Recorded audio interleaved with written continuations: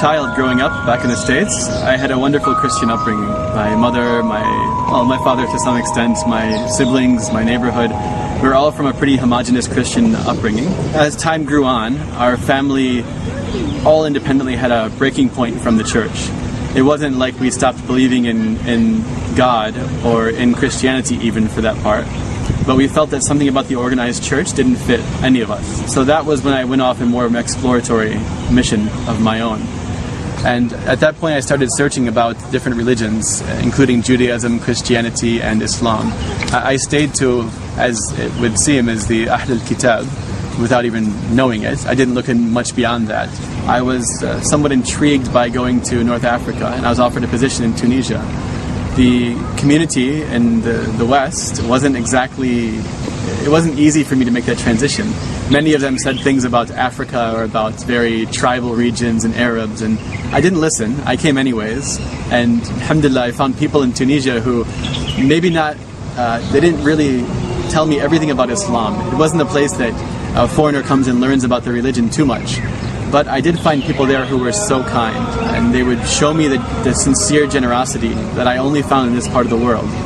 Not saying it doesn't happen everywhere, but for some reason Tunisians really demonstrated to me that there's something deep in their culture, something very, very, very well established that was central to all the people.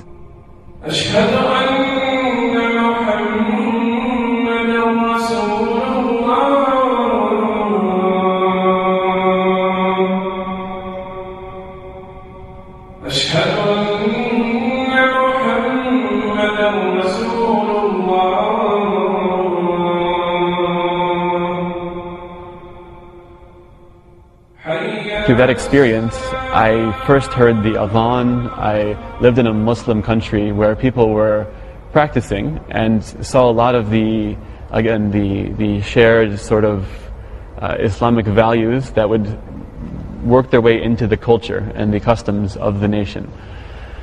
And I remember the funny story. The first time I heard the adhan, we were walking on the street, and all of a sudden the speaker comes out and says, Allahu Akbar, and I said in French, qui chante? In other words, who's singing? I didn't know this was an Islamic thing. I thought this was just somebody singing over a speaker, because everything I heard in Tunisia was music and cars with music and everyone singing there, so it kind of threw me off guard.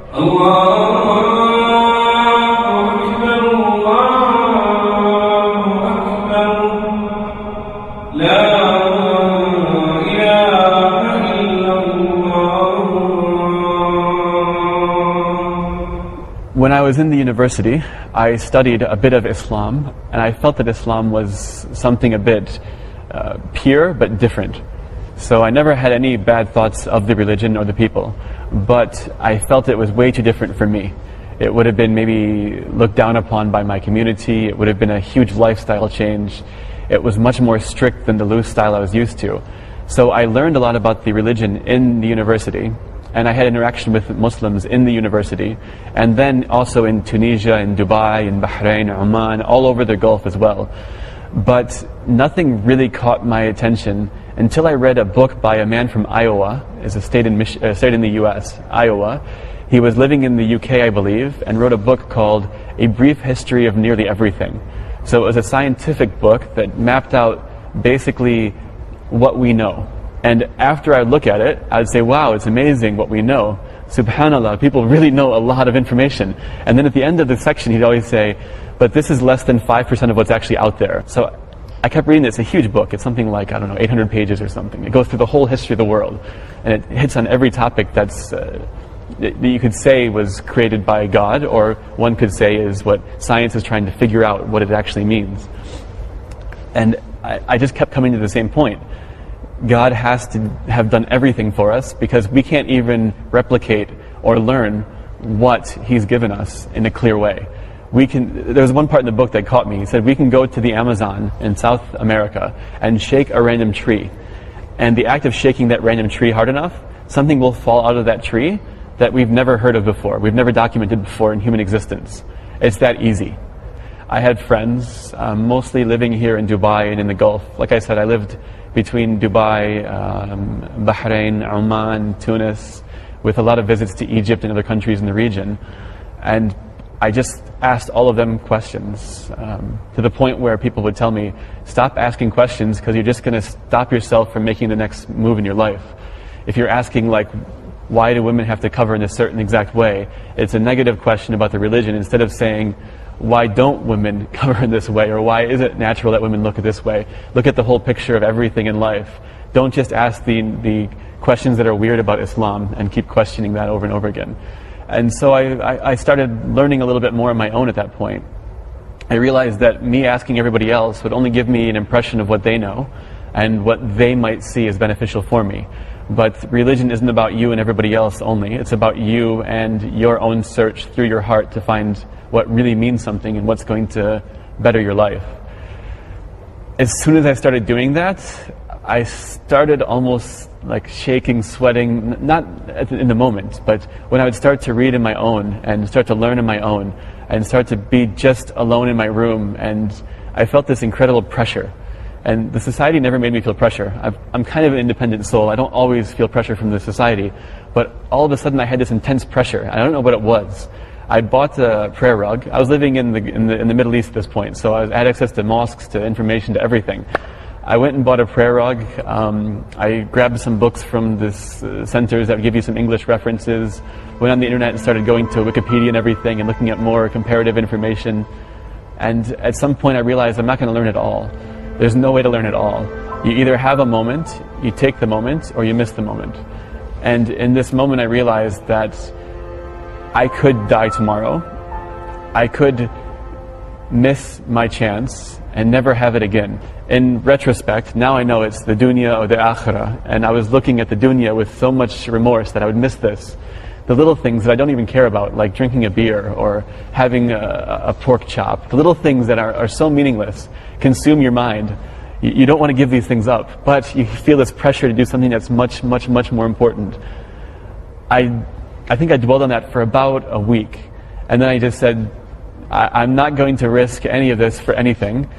I've always had so much faith. This is something new, but it's not different. It's new in a way, it's reborn in a way, but it's the same as I was born with. It's nothing different at all. And I said the Shahada at that point, all by myself, in my room, cornered, and tried praying as best as I could without really knowing anything. At that moment was when I really gave up. That was when I submitted. That was when I said, anything in this life is meaningless because it could all end tomorrow. And unless I prepare for what's going to happen after that, my life was without any meaning. It was just me having fun, living, enjoying, and it wouldn't have been substantive. We're now at Saif's house. I met her when I went for Umrah.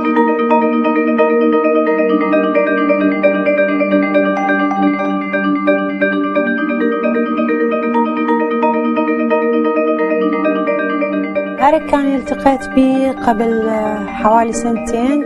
كنا بالعمرة بالمدينة المنورة وشفناه هو وحده يعني ماكو وياه أحد. قمنا يعني دائما نسأله ايش تحتاج ما تحتاج، والطريق من رحنا لمكة المكرمة همينا كان ويانا، وصدفة همينا من سوينا العمرة هو هم كان ويانا. كان عندك هيجي ورقة بها أدعية هدانياها بين الصفا والمروة، وبعدها قعدنا وحكينا وقلت له أنا عندي ابن من عمرك وشي، وإذا تحب يعني ما دام أنت بالإمارات ابني هم بالإمارات تتعرفون سوية. She didn't say like much about me, just who are you?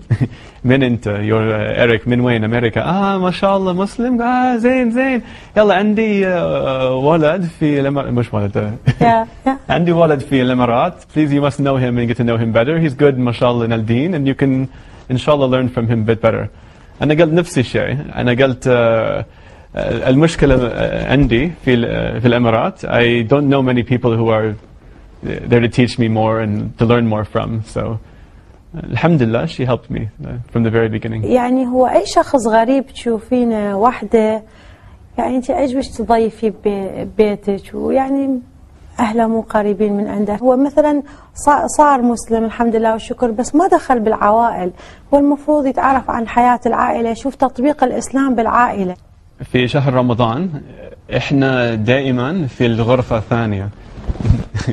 الصغير غرفة وكل عربية. العائلة هناك مثل في البيت مش مثل في المجلس أو شيء كيف أقول وايد خاصة يعني if I'm with the family in the small room مثلا أنا واحد من العائلة مش أنا أجنبي أنا ساكن هناك وبس بزير هني أحيانا لا مثل بيتي.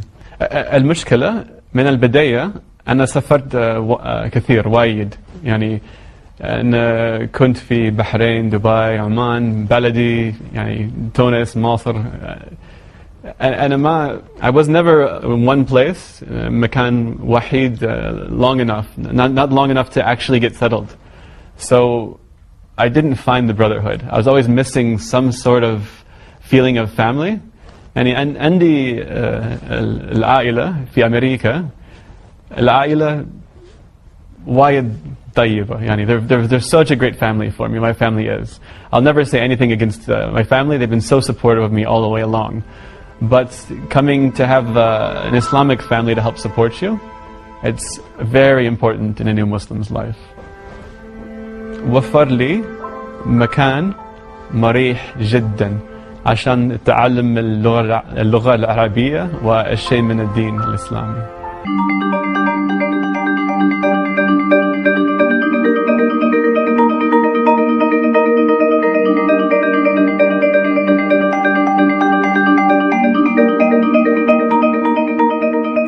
So right now we are headed to these homes that need some support. The program that we're running right now is where volunteers go out into all the Emirates and they help families in most need. We start that by getting information from them, making sure that they are actually in need, finding the families from the network, the neighborhoods, the charities, and then we will basically go visit them and assess their needs in more detail. I got into this work when I was a bit younger. I used to do some versions of this in America, helping out people in Detroit and different areas. But the majority of my work came after that, when I came to the Middle East in Tunisia and the Emirates, Bahrain and Oman. We were doing a lot of youth development work. I found this to be a better path for me personally. It was more fulfilling than the field of business or getting into things that were just for profit. So I've actually been working for a non-profit sector for the last 6 or so years. Excuse me 1 second. The volunteers are all here.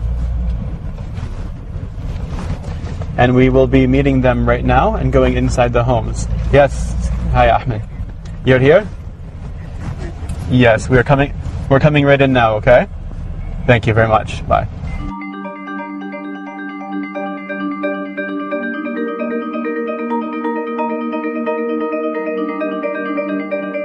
We can't all go into one small area at once. Only some of us can go into the first house. Assalamu alaikum wa rahmatullah.